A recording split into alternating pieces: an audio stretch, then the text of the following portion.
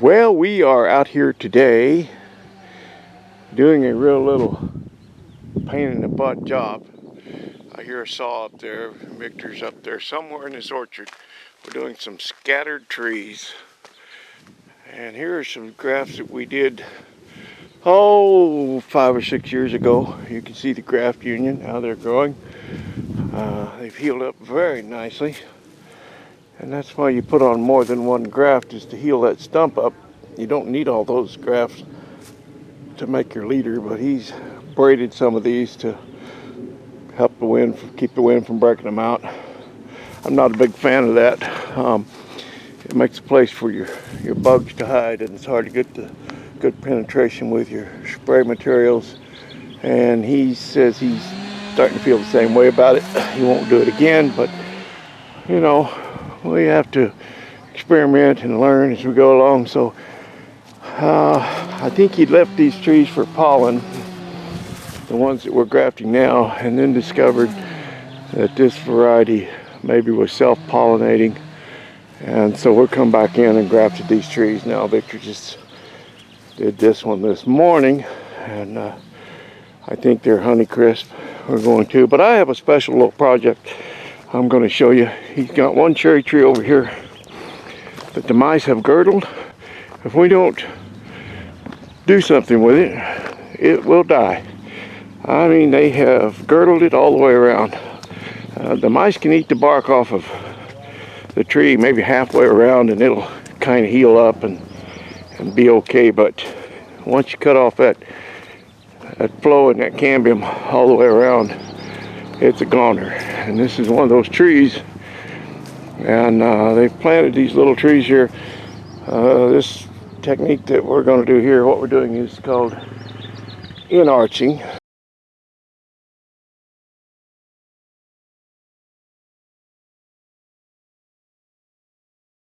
You plant a little tree at the base, and then you inarch, graft the top end to the stump. That gives that tree a new root system.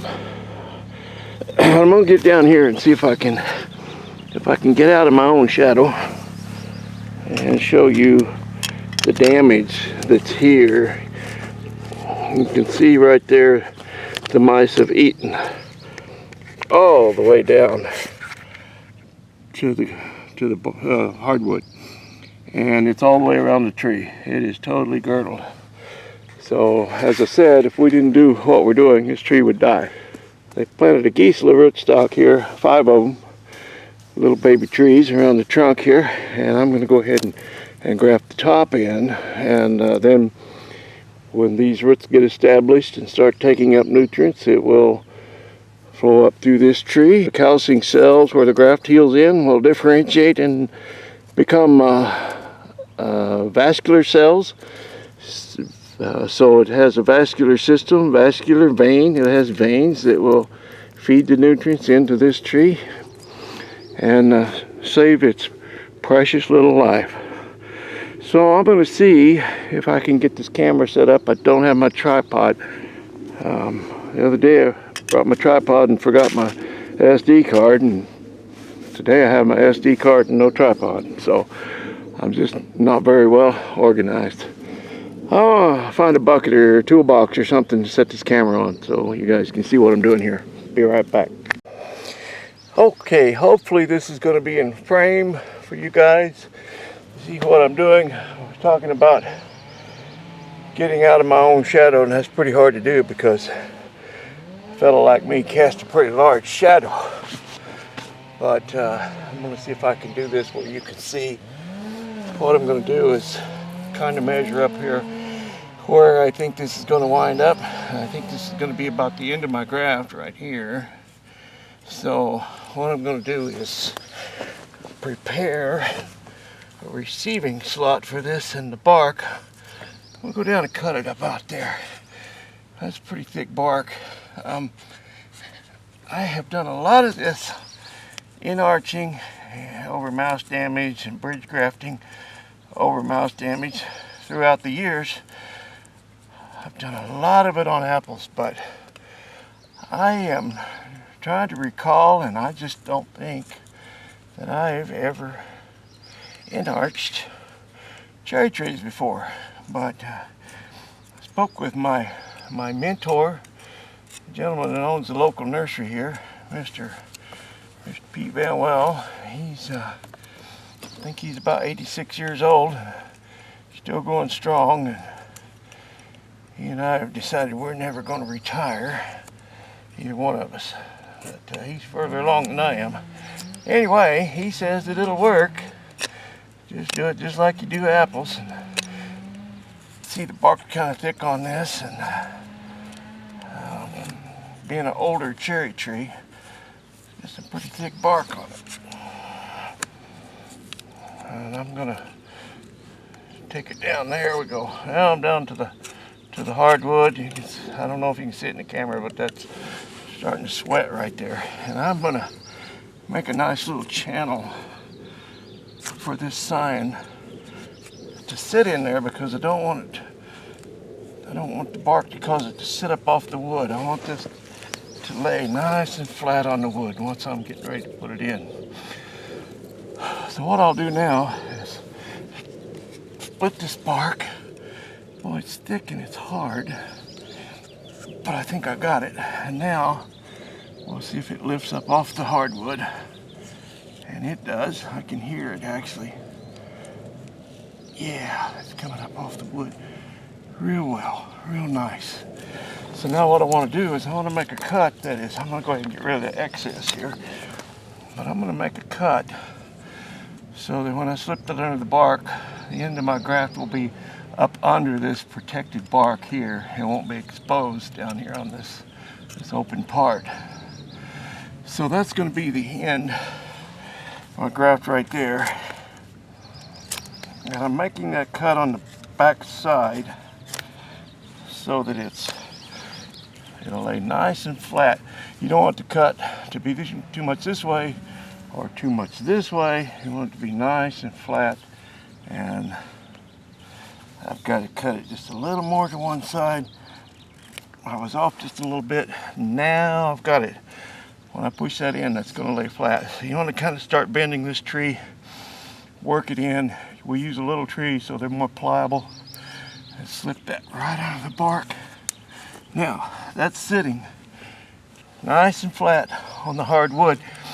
On an apple tree, normally I would not trim this bark back, but since it's so thick on this cherry, I'm going to get rid of a little bit of that bark, because the nails I use are 1x18 wire nail. Don't use a galvanized nail. That's a no-no. So I'll put that kind of angled in on one side and snug that down. And then we're gonna go over to the other side a little bit. If you can see that, I've got this one angled in this way. I'm gonna bring this one over here, angle in the other way, because if you line both those nails up in the center, it will split the sign. And so this way, it doesn't split, snugs it up really nice, and that's a nice clean graft right there. Now, when Victor gets finished over there doing his scattered work, he'll send one of his guys over here and paint this wound. We'll cover all that wounded area, and that'll heal in and begin to callus and heal to the tree, and then pretty soon it will start delivering nutrients from the root system right on into this one, and this little guy will never know what happened. It'll never know it was damaged. Okay, I'm gonna cut the camera off now and go ahead and finish up. I've got 4 more to do. And I was gonna tell you guys we got out here this morning.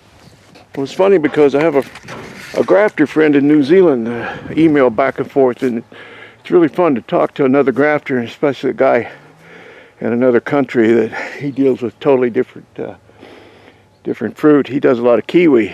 Well, we don't do any kiwi here, but he asked if we ever worked when it was freezing and cold and our hands get cold, and I said, yeah, sometimes we go out in the morning and the wind machines are running. I don't know if they have wind machines there. I've not heard back from it, but this morning we got here and the wind machines were going. Okay, Okay, Mike, here's what I was talking about.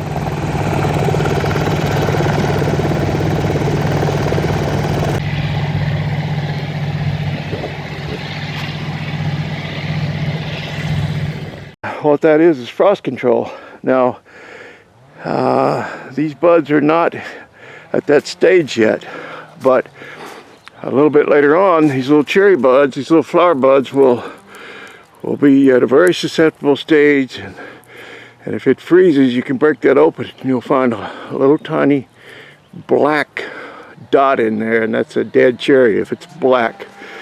So they run these wind machines to stir the air. It pulls some warmer air down from the upper layer and mixes it with this cold air that's kind of lays in this low spot here. You can see there's a little low spot.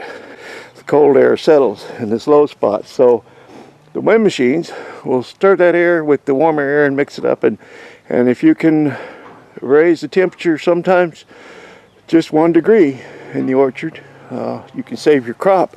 And to help with that, he's got these heaters out here. These are propane heaters, and they used to use diesel a lot and call them smudge pots, and the whole valley would be black with smoke early in the morning, and you don't see that so much anymore because people have gone to these propane type heaters. So that's what's going on here. It's getting to be that time of year. These buds are not really susceptible yet, but here in the next week or two they will be. So they'll be running frost control, and sometimes they also run sprinklers in the orchard, and he might do that here. He might turn the water on, and sometimes that'll bring the temperature up just 1 degree or 2, and 1 or 2 degrees is all it takes. So I'm going to shut up about that now and go ahead and finish up my little INARCH job. One more thing to say, there's another technique. If the mice have eaten only maybe up to this area, or if they've eaten above this area, is what I meant to say. If the damage is up here, sometimes we can take a whip and graft into the bottom and go up over that damage and graft into the top if the damage is in this area. And that's called bridge grafting. But since it's eaten right on down into the roots where we cannot make a graft in there, then we do this and plant a little tree, and it's called inarching. So there you go. Y'all have a good one. Appreciate you.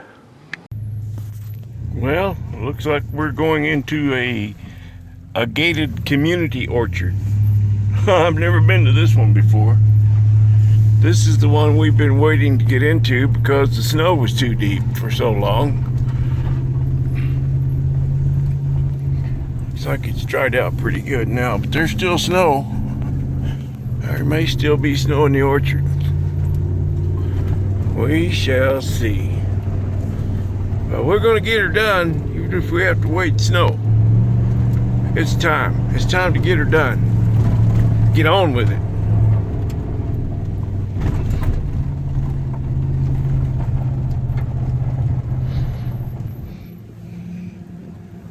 Well, there's our little trees to do. They got little cartons around them to protect them from the mice.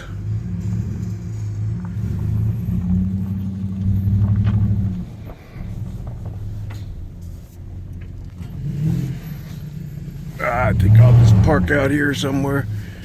Okay, we got 7,000 trees to do here. It looks like more than that in the ground, but maybe we're not doing everything.